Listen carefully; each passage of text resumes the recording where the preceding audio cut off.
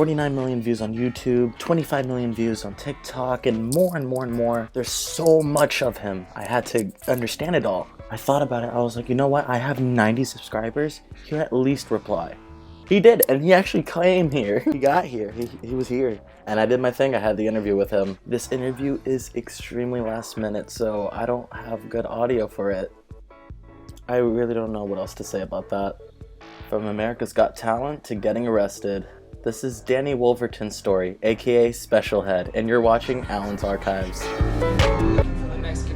He wandered off backstage. 3060, Special Head. I am Special Head.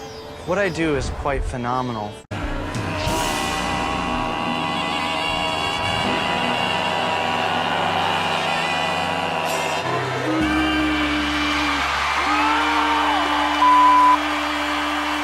I wanted to lock you in a mental institution, and then you pulled off your special trick, Special Head.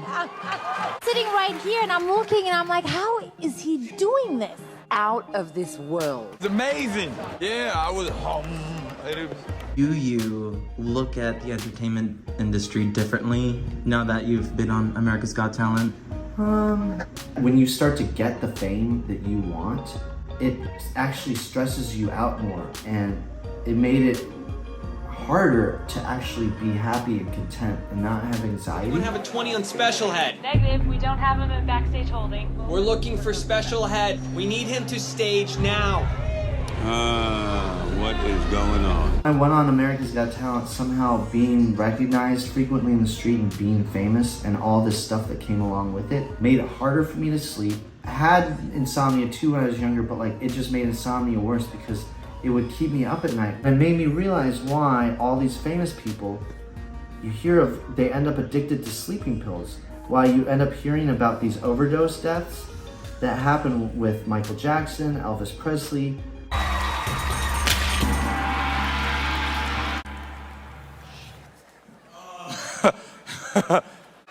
He was up there going, aww, and then he just disappeared.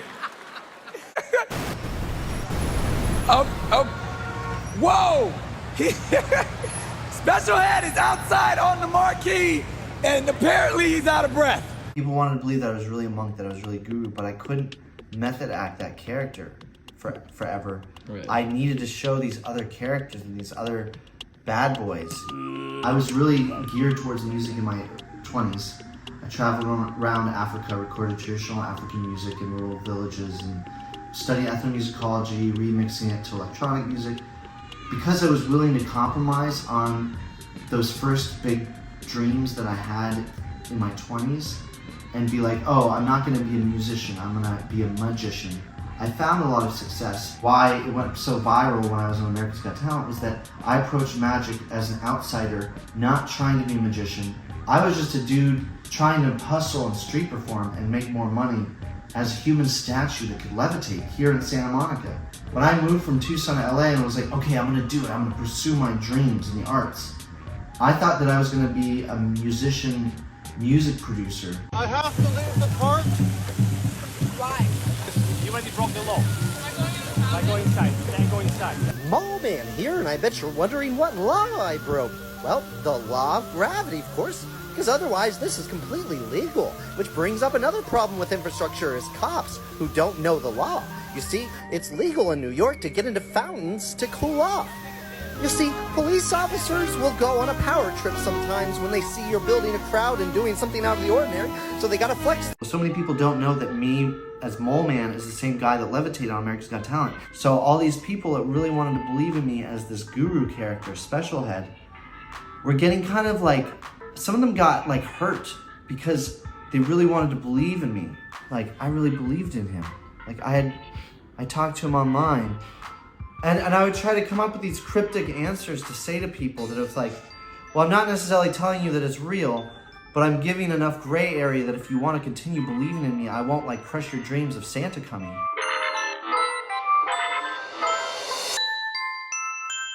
In a story that was first reported by the New York Post here, a man who found a large hole inside of a Brooklyn sidewalk has gotten a lot of attention. both good and bad. After he found a random sinkhole in July, he climbed down to explore it and started filming TikTok videos. A hole is there to be filled with anything you want it to be, and I filled it with performance and joy. His antics have drawn millions of views. Okay, let me explain it like this. With the hole videos, that was an interesting phenomenon because what the people were mad about originally was the fact that I was blowing up this hole under the sidewalk in their neighborhood. They didn't want it to become a trend where the kids and the young people were all climbing down that hole. It was just a hole until we realized a whole lot of people were living down there. He was just a mole until he let the artists throw their crazy, wacky parties inside. The newspaper came out and did a story, then everyone and their moms crawled in. This is a place where you can really cut loose. And they were upset that it was getting seen. They've even called the police. Some have also said off camera that they've asked him to stop repeatedly and he's ignored them. But the self-described urban explorer says he's offered to fix the problem himself. Because the New York Post came out and because there was controversy, it made Inside Edition, the local news, the New York Post, want to come out. Me just seeing an opportunity that other people overlook. Like, oh, there's a loose tile. So many other people would be like, whatever, loose tile. But I was like, I saw this potential in this loose tile. I saw that. All my friends, they didn't believe me. I'm like, bro, that hole is gonna go viral. I noticed because it's weird. Hello, I'm Mole Man. You probably remember me from when I found money under a loose subway tile. Well, that video went viral and it inspired the city to take the tile away really fast. In both those cases, I saw the city come out and fix it. I realized that Mole Man had found his calling. I'm gonna cut this up and edit this. Oh, absolutely. This is not gonna be, dude, no. There was something I had to address. When I was going through his TikTok, I found these videos, I don't know what to call them, street performances, abstract art, I don't know, it's just a lot of stuff that I wouldn't have done, and I really wanted to ask him about it. I noticed that you take it to a level that I don't see a lot of people take it to. Really horrible performance art in the park. But the local gangs were not happy. Somehow the art was so bad it ended 50 years of gang warfare. Police showed up, but they came after the artists. So let me see your permit. We have a permit. In the end, the permit wins. And the Karen who called the cops gets educated on the law.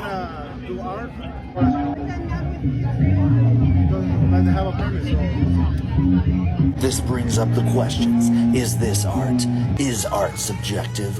Does this cause gentrification? I've always had a problem with authority. People try to control each other. I try to challenge people trying to control other people. Oh, he just grabbed my balls! So being that I do a lot of these performances in the street, naturally challenge the authority that would say, hey, any advice for people is, if you're gonna do subversive content, know the state laws as far as where you can film and when you need a filming permit, because different states, the laws are different. Anywhere in public, if you film people out in public, it can be considered journalism. And that's why when you do an interview with the news, you never have to sign a release waiver. I would say learning how to de-escalate with different types of people, being street smart, it helps with that. Being able to de-escalate with cops, because cops kind of aren't the best at de-escalating. That was me meditating. All I was doing was levitating. All I was doing was... I didn't lie to you. A lot of times people will tell you that you can't film. I found the key is to keep filming. You need to back away. Back away. I can record still. Yeah, but you know I what? can You're still evading my record. investigation. I can put you in handcuffs too, so back away. So always keep filming. You're allowed to film. You can be asked to leave private property. If you're coming in and you're filming and they don't want you to be there because they don't want you filming, that's their right to make you leave. We're allowed to shoot on the street. You stick right here, I'll butt your f***ing head off, you. In that situation where somebody's coming at me and they're saying, stop filming me, and hitting my camera, they are inserting themselves into my situation.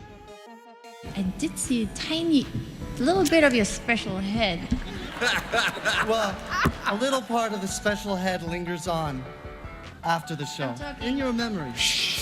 Let's get on with it. Melby. For me, you consistently give us less and less special.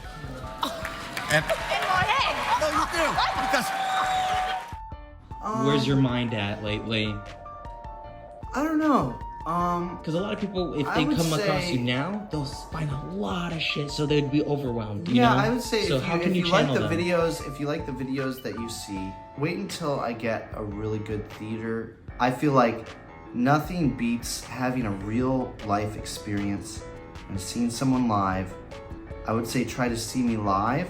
Magic in person is so much better than on a screen because there's so many magic tricks that can be done just through editing the stuff, you know? And yeah, like the social media, it's nice and I'm trying to wake people up. I'm trying to use this as a tool.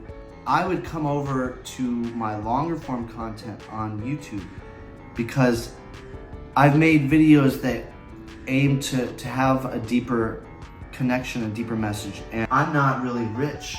You know, I'm not really making tons of money off this. I'm doing it because I want to make a difference in the world. I want to wake up the hearts of the servants of spiritual progression.